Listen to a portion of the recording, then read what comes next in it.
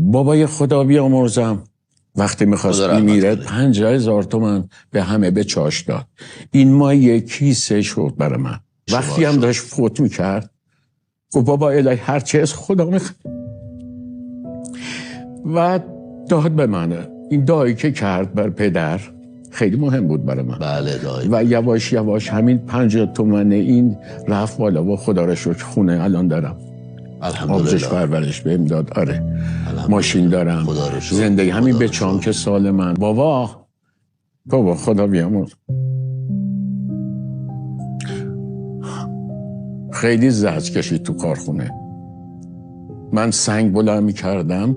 اون موقعی که من تو اوج این بود که باید قدم بلند شه، سنگایی بلند می‌کردم. سنگین تر از وزن خودم بود و همین باعث شد من رشد اونجوری نکنم. معلومه که مرد